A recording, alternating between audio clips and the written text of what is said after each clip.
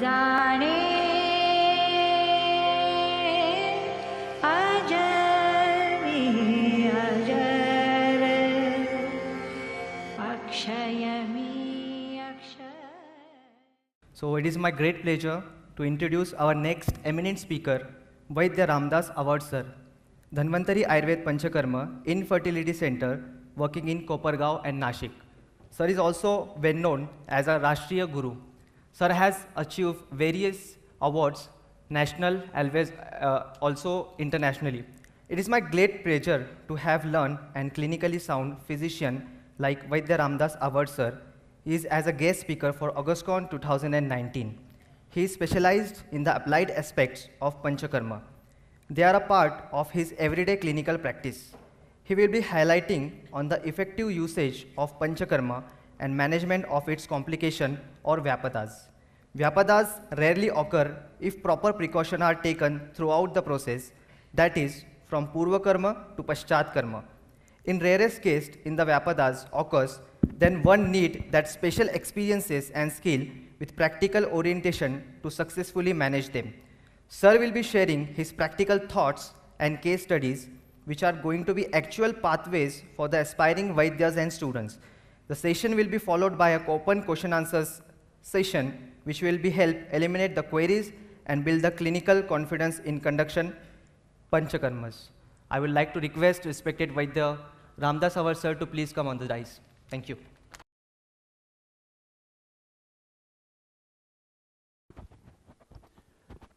नमस्कार. सबसे पहले आज के इस आयुर्वेद परिसंवाद के लिए उपस्थित आप सभी आयुर्वेद भाई और बहनों का मनपूर्वक हार्दिक आयुर्वेदिक स्वागत. छत्रपति शिवाजी महाराज के पदस्पर्श से पावन इस ऐतिहासिक पूना शहर में नानल फाउंडेशन की ओर से आयोजित आज के इस ऑगस्टॉन परिसंवाद के लिए उपस्थित आज के यहाँ के मेरे अन्य व्याख्याते मित्र,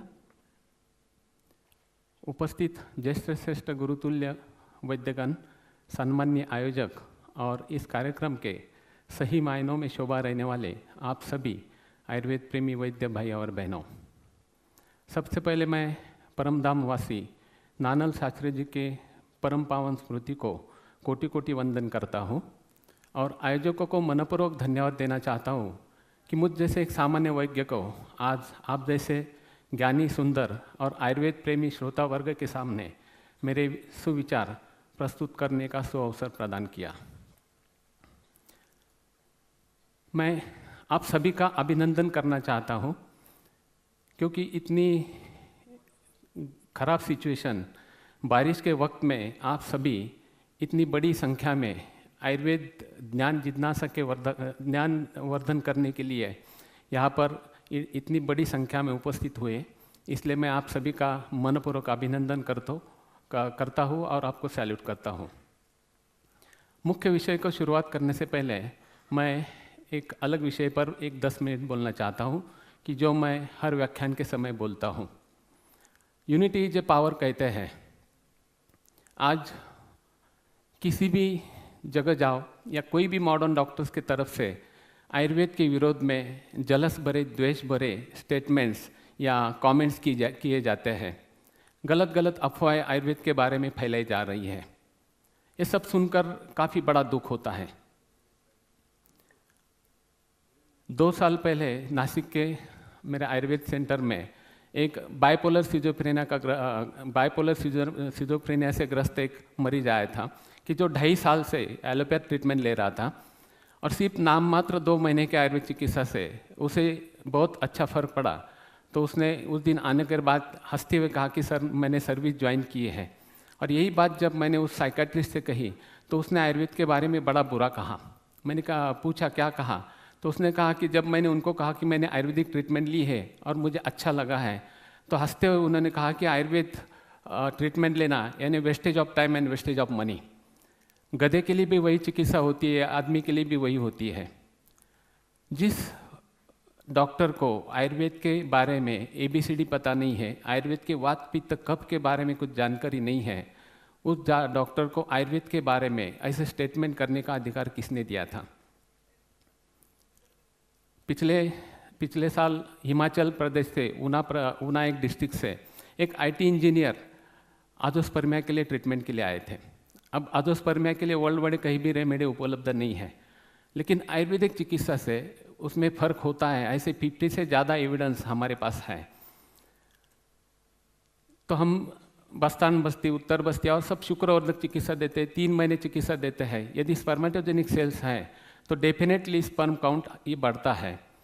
हम सिर्फ 3 महीने चिकित्सा देते हैं। उस प्रकार उसे 3 महीना चिकित्सा दी गई। 3 महीने के उपरांत काउंट ये 4 मिलियंस आया। फिर उसी उत्साह से ट्रीटमेंट आगे चलती रही और पिछले 2 महीने पहले जब 8 महीने कंप्लीट हुए तो स्पर्म काउंट ये 39 मिलियंस हुआ विथ 90% ग्रेड 4 मोटाइल स्पर्म। उसके साथ में उसके पिताजी भी आए थे। उन्होंने आने के बाद आयुर्वेद के प्रति और साईं बाबा के प्रति आभार व्यक्त किए और आयुर्वेद के कारण मेरा बच्चा अब जिंदगी में आया, ये भावनाएं व्यक्त की। लेकिन बाद में उन्होंने कहा कि मेरा एक कजिन जो कि एमडी फिजिशियन डॉक्टर है, उनकी सलाह से आज तक हम ट्रीटमेंट कर रहे थे। लेकिन पिछले महीने उसने मुझे पूछा कि अब क्या चल रहा है, तो मैंने कहा हम शिरडी आयुर्वेद चिकित्सा के लिए जाते हैं। तो काफ़ी बुरी तरह से हंसा और हंसने के बाद उसने मुझे कहा कि सोनार का काम यदि लोहार करे तो कैसे पॉसिबल है। इन शॉर्ट हम लोग लोहार हैं और आधुनिक डॉक्टर सोनार हैं। मैंने कहा आप जाकर रिपोर्ट दिखा दो और उनको कहो कि लोहार भी ये काम कर सकता है।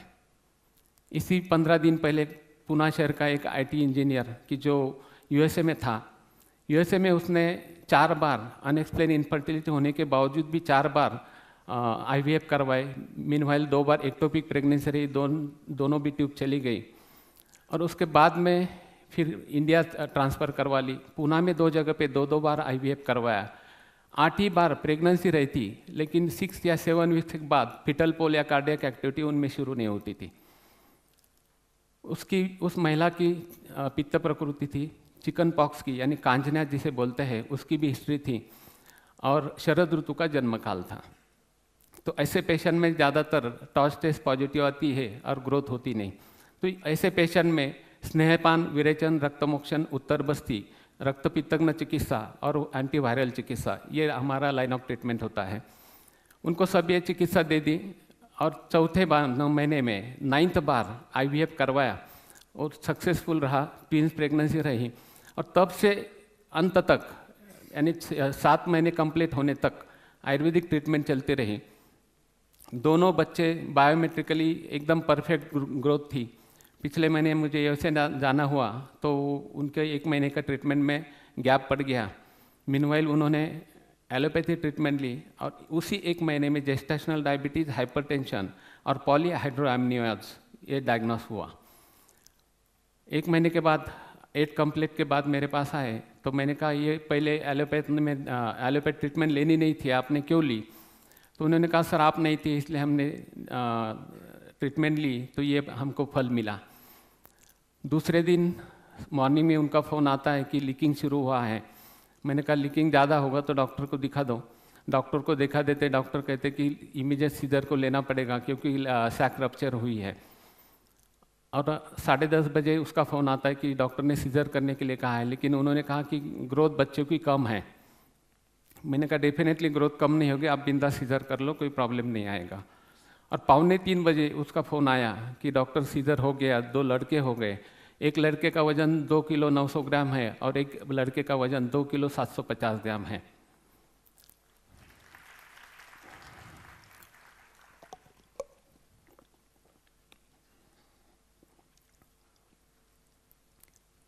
जब हमने आयुर्वेदिक ट्रीटमेंट अब तक ली थी और तुम्हारी एक भी ट्रीटमेंट एम्ब्रियो ट्रांसफ़र के बाद ली ने, ऐसा जब उन डॉक्टर को कहा था तब उस डॉक्टर ने कहा था कि आदमी आप चांद पर जा रहा है, तुम कभी कहा इस विषय पूर्व पुरातन शास्त्र के पीछे पड़े हो।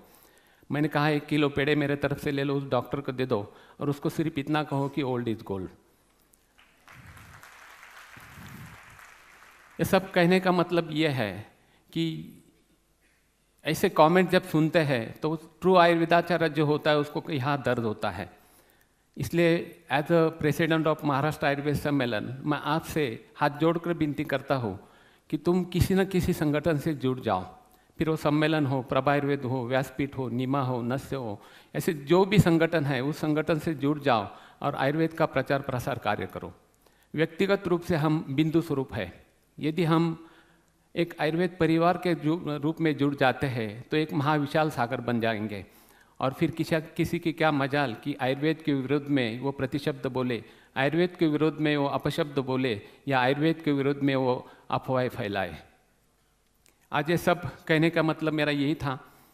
आज का जो विषय है पंचकर्म व्यापद, इस विषय का भी उद्देश्य यही है। यदि हम पंचकर्म करते हैं और एकाधा व्यापद हो जाता है तो व्यापद भी हमें हैंडल करता आना चाहिए, नहीं तो मॉडर्न डॉक्टर्स को आयुर्वेद को गालियाँ देने के लिए और एक कारण बन जाता है। नेक्स्ट, आज महाराष्ट्र में आयुर्वेद का काफ़ी सैचुरेशन हुआ है। किसी भी गली में जाओ, मोहल्ले में जाओ, या एक एक बिल्डिंग में 4-4, 5-5 panchakarma centres, Ayurvedic research centres, Ayurvedic hospitals तुमको शुरू होती हुई दिखाई देगी। पहले से तो निश्चित ही आनंददायी बात है, लेकिन इनमें से कितने लोग शास्त्रोक्त वमनादि शुद्धि क्रिया करते हैं, ये ढूंढना रिसर्च का सब्जेक्ट होगा। पंचकर्म से आत्तिक अवस्था जाती है, ये तुमने सुना होगा या अनुभूत किया होगा, लेकिन पंचकर्म से भी आत्तिक अवस्था आती है, ऐसे भी कुछ अनुभव हमने हमारे प्रैक्टिस में लिए हैं। लेकिन वो यदि वो इमरजेंसी आती है तो वो तुम पंचकर्म से या आयुर्वेद से यदि हैंडल करते हो तो तुम सही मायनों में पंचकर्म विशेषज्ञ कहलाते हो। आफ्टर ऑल ये आयुर्वेद के इज्जत का और हमारे पूरे आयुर्वेद फ्रेटर्निटी के सुरक्षा का भी सब्जेक्ट है। नेक्स्ट, अब स्वेदन के जो व्यापद होते हैं इनमें कोई भी प्रकार का व्यापद हो सकता है। नेक्स्ट, अब स्टीम बाथ के बाद में बेहोशावस्था आना यानी अनकॉन्शियसनेस आना, ये तो तुमने सुना होगा, लेकिन नाड़ी स्वेद से भी इमरजेंसी आती है, इस बात पे तुम्हारा शायद विश्वास नहीं होगा, बट इट्स फैक्ट। पिछले 18 साल से हर गुरुवार को साई के दरबार में, साईनाथ मल्टी स्पेशलिटी हॉस्पिटल में मैं हर गुरुवार को मुफ्त में आयुर्वेद पंचकर्म रुग्ण सेवा करने हेतु जाता हूँ। आयुर्वेद प्रैक्टिस चलती है क्या, ये यदि किसी देखना हो तो आप गुरुवार के दिन शिरडी के साईनाथ हॉस्पिटल आ जाओ। मल्टी स्पेशलिटी हॉस्पिटल है, लेकिन किसी भी डिपार्टमेंट से सबसे ज़्यादा भीड़ तुम्हें आयुर्वेद डिपार्टमेंट के सामने खड़ी हुई दिखाई देगी। 150 से 200 पेशेंट सुबह 6 बजे से कतार में खड़े रहते हैं। ऐसे ही गुरुवार के दिन 12 के दरमियान मुझे अंदर स्टीम बाथरूम में जाने की इच्छा हुई। कुछ अघटित होने वाला हो या बुरा होने वाला हो तो साईं बाबा प्री इंटीमेशन देते हैं, ऐसा मेरा खुद का एक्सपीरियंस है। मैं इमीडिएट स्वेदन कक्ष रूम में चला गया। वहाँ पर एक मुस्लिम महिला का मन्या शुल्क के लिए मन्यागत स्वेदन चल रहा था। उसके सामने खड़ा होकर मैंने पूछा कि सब ठीक है ना, कोई प्रॉब्लम नहीं है ना। ऐसे मैं पूछ ही रहा था कि वो उसके सर के बल गिरते हुई नजर आई। इमीडिएट उसे मैंने पकड़ लिया, ज़मीन पर लेटा दिया तो उसे चक्कर आई हुई थी। हेड लो पोजीशन देकर फिर थोड़ा सा ठंडा पानी सर के ऊपर लगाने के बाद उसे होश आया। वो उठने की कोशिश करने लगी तो उसको लेटने के लिए कहा और सुबह से कुछ खाया नहीं, क्या पूछा तो उसने कहा आज मुझे रोज़ा है और आज सुबह से मैंने कुछ खाया नहीं है। इन शॉर्ट, उसके रोजा के कारण और स्वेदन के कारण पित्त प्रकोप होकर उसमें पित्तज भ्रम उत्पन्न हुआ था। हम रक्तमोक्षण से पहले जैसे मीठा खाने के लिए कहते हैं, वैसे धूप काल में स्वेदन से पहले पेशेंट को कुछ तो भी खाने के लिए या ठंडा पानी पीने के लिए हमेशा देते हैं ताकि आगे कुछ व्यापद न घटे। नेक्स्ट, सबसे ज़्यादा रिस्क वमन कर्म में होती है, लेकिन उपकर्म में भी अच्छी तरह से रिस्क या कुछ व्यापद होते रहते हैं। मैंने मेरे नासिक के और कोपरगांव के सेंटर में सीटिंग स्टीम बाथ बनवा के लिया है, जो कि दिखने में भी अच्छा होता है और जगह की बचत भी हो जाती है। लाइंग कंडीशन में यदि तुम स्टीम लेते हैं तो धूप काल में भी विशिष्ट स्टेज के बाद में पेशेंट को वो स्टीम अच्छी लगने लगती है और वो और थोड़ी करके स्टीम लेते जाता है और जब उठता है तो चक्कर आके नीचे गिर जाता है।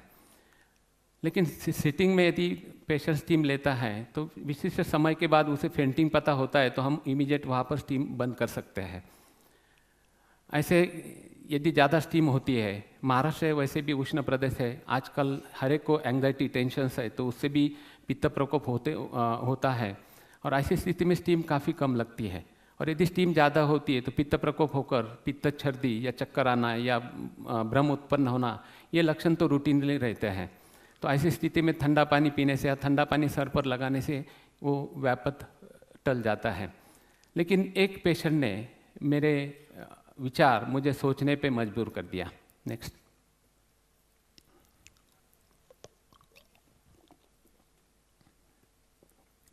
एक पुणे के दौंड से एक न्यूली मैरिड लेडी, उम्र 25 वर्ष, वो अमनपूर्ण स्वेदन के लिए शाम के समय रुग्णालय में आई थी।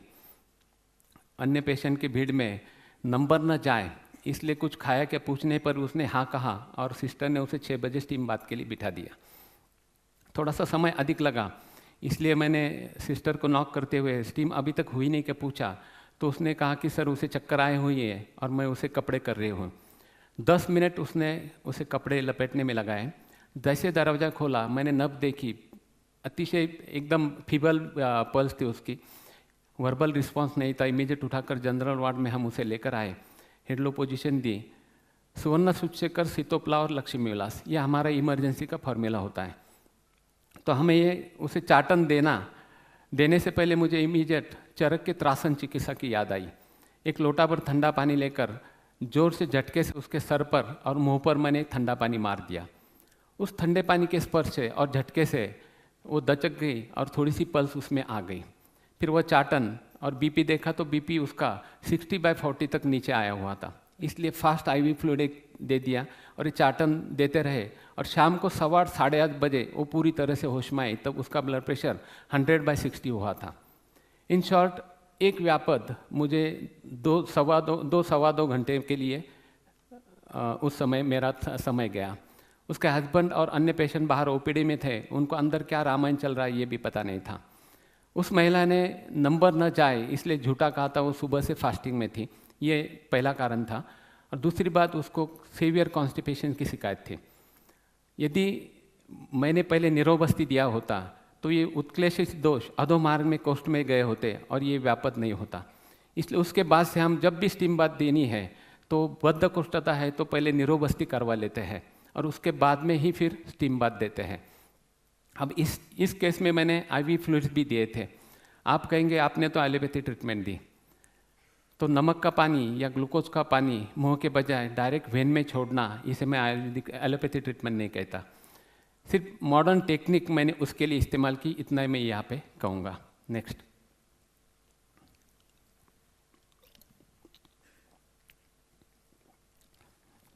आजकल विरेचन के लिए इच्छाभेदी रस, अश्वकंचुकी, आरगवत कपिलावटी, अभयादि मोदक, कैस्टर ऑयल, भावा मगज या अन्य दवाई वैद्यगण इस्तेमाल करते रहते हैं।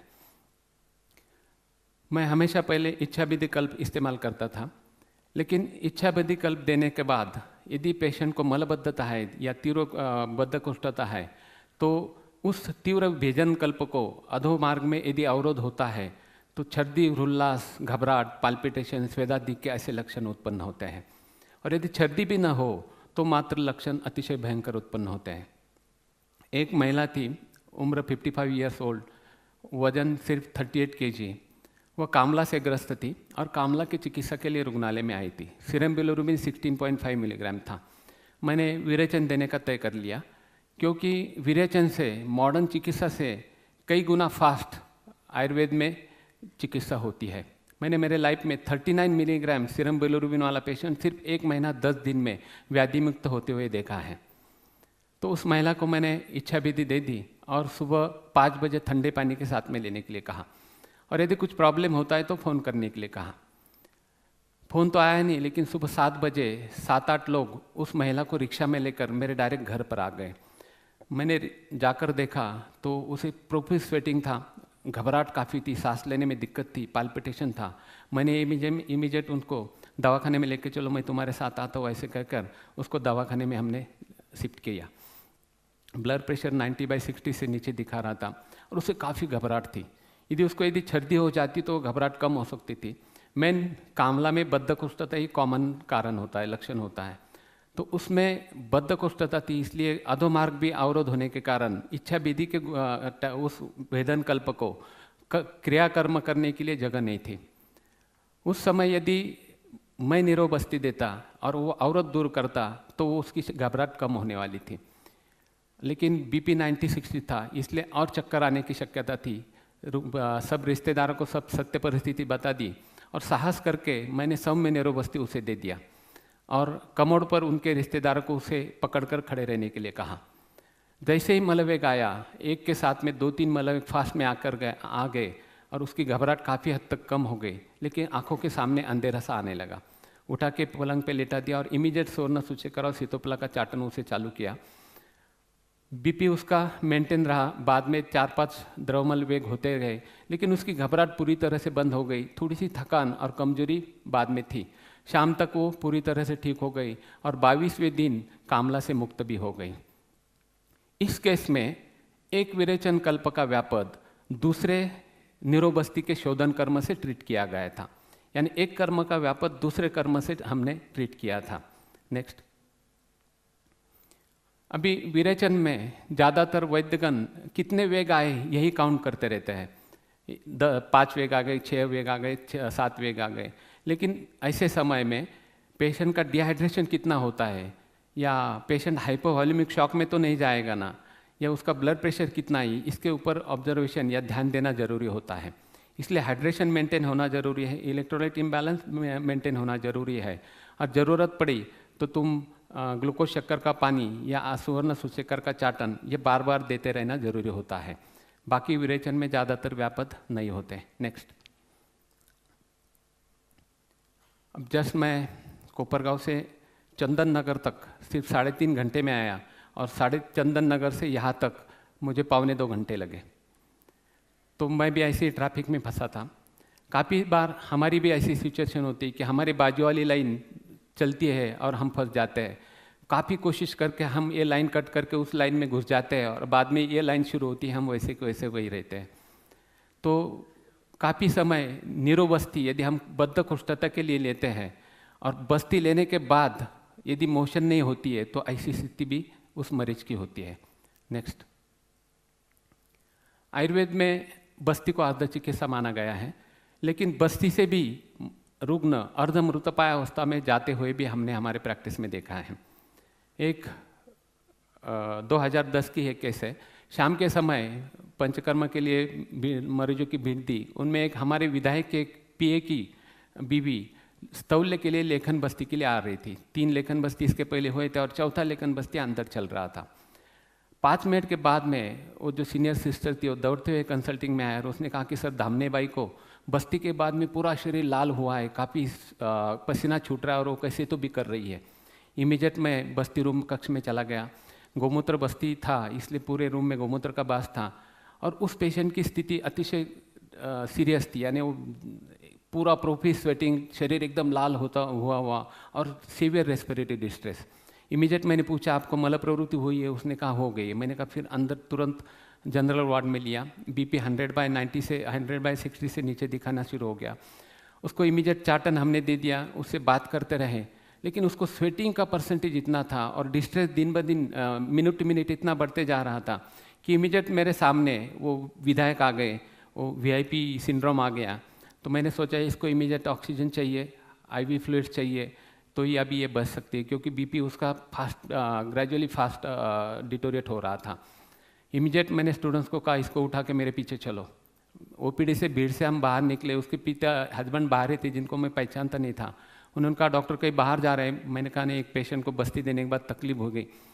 उन्होंने कहा कौन थी? मैंने कहा धामने। तो बोले मेरी बीवी है। वो भी मेरे पीछे हमारे कारवां में शामिल हो गए। जिंदगी की सबसे फास्ट ड्राइविंग मैंने उस दिन की। चौथे मिनट में हम एक फिजिशियन के हॉस्पिटल के बाहर खड़े थे। उठा के हमने उनको इमीडिएट आईसीयू में एडमिट करवाया।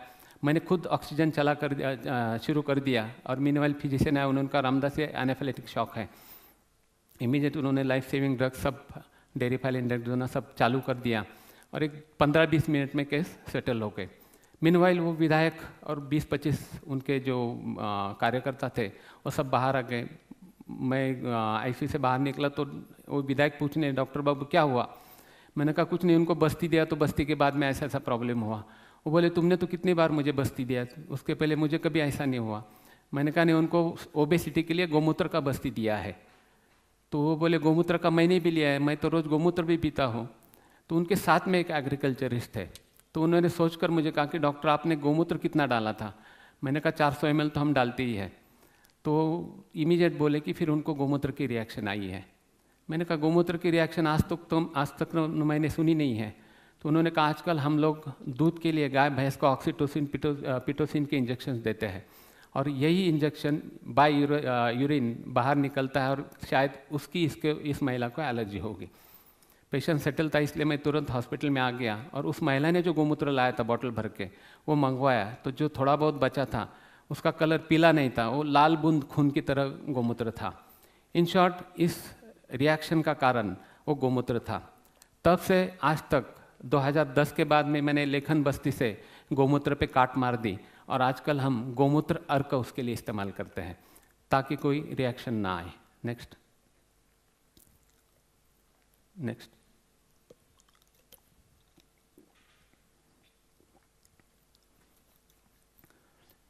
बस्ती और पंचकर्म। हमारे हॉस्पिटल की कुछ समय पहले पैरालिसिस की स्पेशलिटी थी।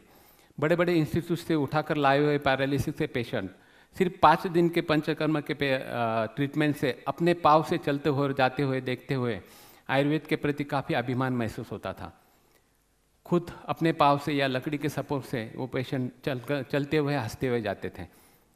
इन सभी पेशेंट में बद्धकोष्ठता ये मुख्य लक्षण होता है, मुख्य कारण होता है, क्योंकि वायु का अनुलोमन होना या मलावरोध दूर होना, इसका महत्व सिर्फ आयुर्वेद में जाना है। ऐसे एक 60 ईयर्स ओल्ड एक पेशेंट जिसे डेढ़ महीने पहले राइट साइड का हेमिप्लेजिया डेवलप हुआ था, वो ट्रीटमेंट के लिए आ गए। 3 दिन उसे सीवियर कॉन्स्टिपेशन था। तो मैंने कहा पहले सस्नेह निरोबस्ती करके, फिर हमारा रूटीन प्रोटोकॉल होता है, सुबह निरोबस्ती, स्नेहन स्वेदन, शाम को फिर से स्नेहन स्वेदन, षष्टिकशाली स्नेहन स्वेदन, वीक में 2 बार या 3 बार शिरोधारा। बस 5 दिन में गारंटेड पेशेंट ठीक होना यानी ठीक होना। तो इस प्रकार से ये प्रोटोकॉल था। सस्नेह निरोबस्ती किया और उसको कमर पे बिठा दिया। उस पेशेंट की वाचा भी गई थी, राइट साइड का हेमिप्लेजिया था इसलिए, लेकिन उसे मल वेग ही नहीं आ रहा था, यानी जो 1.5 लीटर का काढ़ा था वो भी पेट में अंदर रिटेन हुआ। ऑलरेडी फ्लैचुलेंस था और ये 1.5 लीटर का काढ़ा, तो और पेट में फूंकने के कारण उसे पेट में दर्द भी शुरू हो गया, और वो जोर जोर से चिल्लाने लगा कि मुझे दर्द हो रहा है। उसे बात नहीं करनी आती थी, लेकिन वो चिल्लाने लगा जोर जोर से। उसके घर वाले बोले डॉक्टर पेशेंट पहले अच्छा था, ये तुमने क्या कर दिया? मैंने सोचा उसको तो कमर पे बिठाया हुआ है और ग्रेविटेशनल फोर्स से एटलीस्ट काढ़ा बाहर आना चाहिए, तो ऐसा क्यों हो रहा है? तो इमीडिएट मुझे कहीं ना कहीं वहाँ ऑब्स्ट्रक्शन होगा, फिकोलित होगा, ये मन में आ गया। तो इमीडिएट मैंने ग्लोव्स पहन के कमर में बैठे बैठे उंगली उसके एनस में अंदर डाल दी। जैसे उंगली डाली वैसे सोडा वाटर से जैसे सोडा बाहर आता है वैसे फाट फाट फाट सब मल प्रवृत्ति बाहर हो गई, सब फिटस फिकोलित निकल गए बाहर और उसे अच्छा लगने लगा। तो निरोबस्ती रिटेन होना ये काफ़ी कम समय में होता है। जब भी होता है तो फिकोलित का सबसे पहला विचार करना चाहिए। या काफ़ी पेशेंट में हार्ड कोष्ठ हो या क्रूर कॉन्स्टिपेशन हो, क्रूर बद्धकोष्ठ हो, तो उसमें ज़्यादातर निरोबस्ती रिटेन होता है। तो ऐसे केसेस में फिर थोड़ा सा और देने के बाद में या लोकल सपोजिटरी रखने के बाद में उसे मल प्रवृत्ति होती हुई दिखाई देती है। नेक्स्ट। अब उत्तर बस्ती। मेल में जो इंट्रा ब्लैडर उत्तर बस्ती दिए जाते हैं उनके रिजल्ट्स हमने हमारे 31 साल के प्रैक्टिस में कई बार देखे हैं। यूरेथ्रल स्ट्रक्चर हो, यूरिन इनकॉन्टिनेंस हो, न्यूरोजेनिक ब्लैडर हो, प्रोस्टेटिक एनलार्जमेंट में हो, आजोस्पर्मिया हो या सेक्सुअल इरेक्टाइल डिस्फंक्शन हो, तो इसमें उत्तर बस्ती के दी बेस्ट रिजल्ट्स है। लेकिन उत्तर बस्ती देते वक्त क्या व्यापद हो सकता है? तो सबसे पहला व्यापद ये यूरिनरी ट्रैक इन्फेक्शन का होता है। यदि तुम इम्प्रॉपर स्टरलाइजेशन हो तो यूटीआई यूरिनरी ट्रैक इन्फेक्शन होना ही होना है, इसलिए प्रॉपर स्टरलाइजेशन होना ज़रूरी है। और यदि प्रॉपर स्टरलाइजेशन करते हो तो भी कई पेशेंट में इन्फेक्शन के चांसेस होते हैं। और ऐसे वक्त तुम चंद्रप्रभावती हो या दूध पापेश्वर की शीतप्रभा है, शीतसुधा है, साइरफसिस्टोन है, ऐसी दवा देकर इन्फेक्शन तुम रिकवर कर सकते हो। सेकंड व्यापद ये जब तुम कैन्युलाइजेशन करते हो, कैथेटराइजेशन करते हो, तो उस समय यूरेथ्रल रप्चर के चांसेस ज़्यादा होते हैं। लेकिन हमारा जो टेक्निक है वो सेफेस्ट टेक्निक है। हम लोग 7 या 8 नंबर का आरटी ट्यूब इस्तेमाल करते हैं कैन्युला उसके लिए, और 1 इंच पेनिस में डालने के बाद फिर जो भी द्रव्य अंदर छोड़ना है, सहचर तेल हो, चंदन वाला तेल हो, स्टरलाइज किया हुआ, तेल पुश करना शुरू करते थे। और जैसे कैथेटर से तेल आना शुरू होता है वैसे कैथेटर धीरे धीरे इंसर्ट करते जाते हैं। यानी उस तेल के कारण लुब्रिकेशन भी मिलता है और पेशेंट को पेन्स बिल्कुल नहीं होते हैं और इजीली कैथेटराइजेशन हो जाता है। सिर्फ प्रैक्टिस के बाद में कैथेटर कब ब्लैडर ने क्रॉस कर गया, कब ब्लैडर में गया, ये आफ्टर प्रैक्टिस तुमको पता चलता है। और इस मेथड में रप्चर के चांसेस नहीं होते। लेकिन कई पेशेंट में कैथेटर बाहर निकालते वक्त पेशेंट कॉन्ट्रैक्शन करता है और कैथेटर चिपक जाता है, अटक जाता है, और ऐसे वक्त यदि फोर्सफुली तुम खींचते हो तो फिर से यूरेथ्रल रप्चर के चांसेस रहते हैं। अभी जस्ट 1 महीने पहले, 2 साल पहले का जो आरएवी का स्टूडेंट था, जो कि दिल्ली में अब अच्छी मेल इनफर्टिलिटी की प्रैक्टिस कर रहा है, उसका फ़ोन मुझे आया कि सर कैथेटर अटक गया था और मैंने फोर्सफुली उसे निकाला तो उसको अभी ब्लीडिंग हो रहा है। मैंने कहा यूरेथ्रा रप्चर हुआ है, डोंट वरी। एक 5 ml चंदन वाला तेल स्टरलाइज करके सिरिंज से हमने पेनिस से ऊपर से पुश कर दिया और पेनिस को पकड़ के रखा 10 मिनट तक और उसके बाद में छोड़ दिया। यानी जो तेल अल्सरेशन हुआ था वहाँ पे तेल में डूबो के रहने के कारण ब्लीडिंग स्टॉप हो गया और उसकी वुंड धीरे धीरे हील हो गई और अभ्यंतर कुछ दिन 4 दिन तक दवा दी, उसके बाद शमन हो गया। तो ऐसे प्रॉब्लम्स उसमें आ सकते हैं। फीमेल में इंट्रायूटेराइन जो उत्तर बस्ती दिए जाते हैं, एंडोमेट्रियोसिस हो, एडिनोमायोसिस हो, ट्यूबल ब्लॉक हो, यूटेराइन पॉलिप हो, मल्टीपल फाइब्रॉइड्स हो या अनएक्सप्लेन इनफर्टिलिटी हो, अनहेल्दी एंडोमेट्रियम हो, ऐसे केसेस में इंट्रायूटेराइन उत्तर बस्ती के दी बेस्ट रिजल्ट्स हैं। तो ये बस्ती करते वक्त क्या व्यापद हो सकते हैं? इनमें ज़्यादातर हमने देखा है कि कई जगह पे उत्तर बस्ती करते वक्त वल्सेलन से सर्विक्स कैच करते हैं और उस पेन से सिंकोपल अटैक पेशेंट में आता है। इसलिए हमारी जो मेथड है एकदम सेफेस्ट मेथड है। हम सीम स्पेकुलम से पोस्टीरियरली एंटीरियरली 2 सीम स्पेकुलम डाल देते हैं और उससे इजीली विजुअलाइज करके, सर्विक्स इजीली विजुअलाइज करके आईएओ कैनुला से उत्तर बस्ती करते हैं। उसमें कोई भी व्यापत के चांसेस नहीं होते हैं। और ज़्यादातर फोर्सफुली यदि तुम द्रव्य अंदर छोड़ते हैं तो फैलोपियन ट्यूब से वह द्रव्य कुल्डू सैक में आकर इमरजेंसी उत्पन्न होती है, एक्यूट एब्डोमेन पेन्स उत्पन्न होते हैं। तो ऐसे केसेस में स्मूथली पुश करना चाहिए। अब एक चर्चा का विषय होगा, मैंने 31 साल में 50-60 हज़ार से ज़्यादा उत्तर बस्ती किए होंगे, लेकिन मात्रा जो होती है 0.34 या 0.5 ml तक ही सीमित रहती है। लेकिन आजकल कई मैगजीन में आते हैं कि मात्रा 15 ml, 5 ml, 10 ml, तो ये काफ़ी गलत होता है, ऐसे मेरा कहना है। तो मात्रा यही प्रॉपर 0.5 ml तक ही सीमित रहनी चाहिए। अभी जस्ट 1 महीने पहले आरएवी का जो एक स्टूडेंट था, इस बैच में 2 लड़कियां 2 लड़के थे, हर एक लड़की ने कम से कम 300 उत्तर बस्ती इंडिविजुअल 10 महीने के प्रैक्टिस में उन्होंने हमारे हॉस्पिटल में किए। तो एक लड़के ने मेरे परवानगी के बगैर, मेरे परमिशन के बगैर एक लड़की से कहकर एक महिला का उत्तर बस्ती किया जो कि हाइपोप्लास्टिक थी, और जैसे उत्तर बस्ती किया 2-3 मिनट में उसे एक्यूट एब्डोमेन पेन उत्पन्न हो गए। ऑलरेडी यूटेरस छोटा था और उसने वही मात्रा में फोर्सफुली वो द्रव्य अंदर डाल दिया, इमीडिएट पेन शुरू हो गए, फिर स्नेह स्वेदन, और कुछ खाया था इसलिए एक 30 ml हमने सहचर तेल का अनुवासन बस्ती उसे दे दिया, और करीबन 1-1.5 घंटे के बाद में एक उल्टी होकर उसका एब्डोमेन पेन बंद हो गया। ज़्यादातर पेशेंट में उल्टी होने के बाद में दर्द कम होता है, लेकिन ब्लड प्रेशर उस समय देखना, मेंटेन होना जरूरी होता है। बाद में एक व्यापद आता है, वो वैद्य प्रणीत व्यापद मैं उसे कहूँगा, क्योंकि कितना 5 मिनट्स ओके। तो उसमें ज़्यादातर उत्तर बस्ती किए जाते हैं, कोई 5 करता है, कोई 10 करता है, तो ये उत्तर बस्ती जरूरी नहीं, सिर्फ एक उत्तर बस्ती is more than sufficient. Next, रक्तमोक्षण के भी जो व्यापद होते हैं उनमें समझो पेशेंट तुमने रक्तमोक्षण किया और इमीडिएट कोलैप्स हो गया, तो फर्स्ट लाइन ऑफ ट्रीटमेंट क्या रहेगी? क्या करोगे तुम सबसे पहले? एनीबॉडी?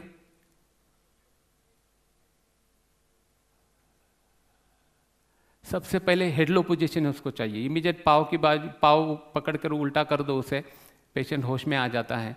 और फिर उसको बाद में शुगर कम होती है जिसे हम हाइपोग्लाइसेमिया कहती है, फिर उसे शक्कर, ग्लूकोज की शक्कर दे दो या स्वर्ण सूचकर का चाटन दे दो, पेशेंट ठीक हो जाता है। उनमें दौर्बल भी रहता है, कन्वर्जन भी हमने कई पेशेंट में देखे हैं।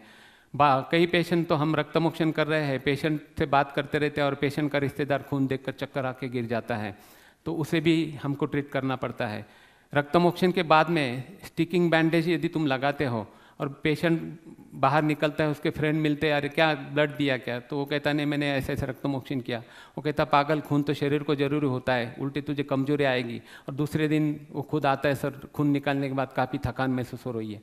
तो दैट इज़ साइकोलॉजिकल। इसलिए यदि मैंने स्टिकिंग नहीं लगाई होती 3-4 दिन के बाद में सब्जेक्ट निकलता, वो कहता मैंने ऐसे ऐसे किया, वो कहता थकान आएगी, वो कहता उल्टे उसके बाद में मुझे काफ़ी अच्छा लगा, तो 2 पेशेंट और तुम्हारे बढ़ जाते। तो इस प्रकार का होता है। इसलिए स्टिकिंग लगानी चाहिए या नहीं लगानी चाहिए, ये भी उसके ऊपर डिपेंड होता है। नेक्स्ट, ये एक लेडी थी, डॉक्टर लेडी, जिसे रक्तमोक्षण के समय कन्वर्जन आए थे, जो हमने इसी प्रकार से ट्रीट किए। नेक्स्ट,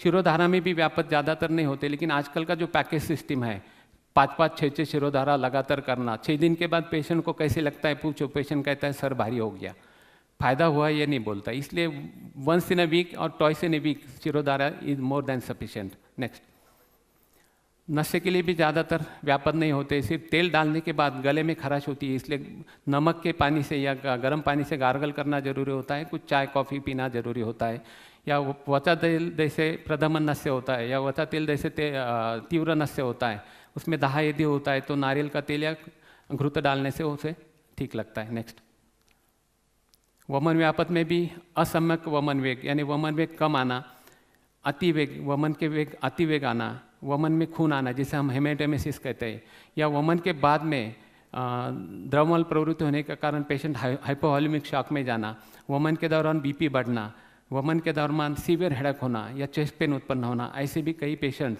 प्रैक्टिस में दिखते हैं। यदि अतिवेग कम वेग आते हैं तो फिर से यष्टि मधु पिपली सेंधव का चाटन देकर उंगली डाल के तुम निकाल सकते हो, और पेशेंट को काउंसिलिंग करके निकल जाता है। यदि नहीं निकलता तो ट्यूब डाल के, यदि तकलीफ है तो ट्यूब डाल के निकालना पड़ता है, लेकिन ऐसी स्थिति 31 साल में हमें कभी नहीं आई। अतिवेग होता है तो स्वर्ण सूचेकर का चाटन देकर उसे तुम प्रिवेंट कर सकते हो। रक्त मिश्रित वमन वेग है तो काउंसिलिंग करके 5-10 मिनट यदि बीच में इंटरवल जाता है तो नेचर ग्रेट होता है, अपने आप वो हील हो जाता है और नेक्स्ट वमन नॉर्मल हो जाता है। लवण जल बंद करना, सादा जल उस समय देना जरूरी होता है, या ज़्यादा द्रवमल प्रवृत्ति होते तो हाइड्रेशन मेंटेन करना भी जरूरी होता है। बीपी बढ़ता है तो काउंसिलिंग करके एक वेग निकलता है तो उसके बाद में बीपी अपने आप नॉर्मल होते हुए दिखाई देता है। Next,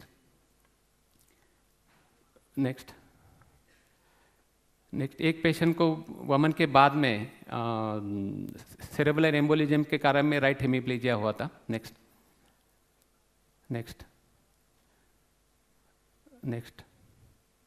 back. कुछ रुग्ण निर्मित व्यापद होते हैं, कुछ वैद्य निर्मित भी व्यापद होते हैं। एक पेशेंट मेरे पास तीव्र बद्धकोष्ठता के लिए आया था, उसको मैंने बस्ती करवाए, कुछ फ़ायदा नहीं, वायलाक दिया, कुछ फ़ायदा नहीं। आखिरकार गुस्से में आकर मैंने उसे 6 इच्छा भेदी दे दी और कहा कि रोज़ एक गोली लेते जा। दूसरे दिन वो सुबह वापस आ गया और कहने लगा कि सर कुछ फ़ायदा नहीं हुआ। मैंने कहा ठीक है आज 2 ले ले। वो वैसे ही सामने बैठा रहा। मैंने कहा क्या हुआ सर? गोली। मैंने कहा कल तो 6 दी थी। उसने कहा मैंने 6 की 6 ली थी। मैंने कहा यहाँ से तुरंत उठा और घर जा, क्योंकि 6 गोली से कुछ नहीं होता तो तुझे कुछ नहीं हो सकता।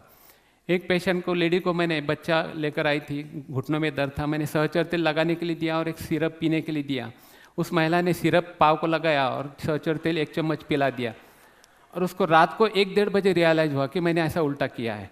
और रात को 2 बजे मुझे फ़ोन करके उसने जगाया कि सर ऐसे ऐसे गलती हुई है, तो कुछ होगा तो नहीं? मैं उसे हिला रही हूँ लेकिन वो आँख नहीं खोल रहा है। तो मैंने कहा वो शांति से सोएगा, वात कम हो जाएगा, टेंशन मत लो, सो जाओ और मुझे भी सोने दो। दूसरे दिन उसे लेकर आई, कहा सर उसके बाद में तो एकदम ठीक था वो, और उसका पाँव का दर्द भी कम हो गया। एक सोलिमिक्स धुतपापेश्वर की जो कंपनी है उनका एक सायरप मायोस्टाल आता है और सायरप लिनीमेंट मायोस्टाल भी आता है। मैंने एक लेडी को सायरप मायोस्टाल लिख के दिया, 2-2 चम्मच लेते रहना। 6 दिन के बाद वो जब महिला आई तो उसने आने के बाद कहा कि सर सब दे दो, कड़वी दवा दे दो, लेकिन वो पतली दवा मैं नहीं लूँगी। मैंने कहा इतना सिरप अच्छा है दिया तो नहीं, बोले उसका स्मेल ही बहुत ख़राब है। मैंने कहा 1 मिनट क्या लिया मुझे दिखाओ। उसने दिखाया तो उस दुकानदार ने उसे लिनीमेंट मायोस्टाल दिया था कि जो बेचारे 2-2 चम्मच पी रहे थे।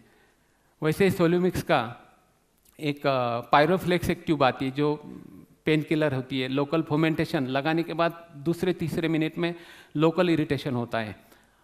तो एक लेडी आई, उसको नेक में पेन्स थे, इसलिए मैंने पायरोफ्लेक्स लिख के दिया और साथ में उसके गुददा भी था, तो मैंने उसको शतदोद्रुत लिख के दिया और शतदोद्रुत वहाँ नीचे लगाना, पायरोफ्लेक्स ऊपर लगाना। रात को 11 बजे उसका फ़ोन रोते रोते आया, सर।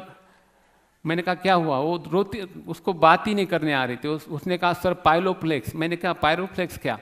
उसने कहा सर पायरोफ्लेक्स मैंने गलती से नीचे लगा दिया। तो मैंने कहा अब तो कुछ नहीं कर सकते क्योंकि इतनी बेकार अंगार होती है। मैंने कहा ठंडे पानी में बैठो, कुनकुने पानी में बैठो, वो सब कर रही थी। आखिरकार मैंने कहा एक घी में गौद डुबो के अनस में रखो, कुछ फ़ायदा हुआ तो वो कैलाश जीवन लगाओ, ऐसे सब बताया। सुबह 9 बजे जब वो आई तब बोली सर रात भर मेरी पूरा ज्वालामुखी जलता रहा, बोला पूरा। तो ऐसे भी व्यापद प्रैक्टिस में होते हैं। तो व्यापद है इसलिए पंचकर्म नहीं करने, ऐसा नहीं करना है। गाड़ी के एक्सीडेंट होते हैं इसलिए हम गाड़ी में बैठना नहीं छोड़ते।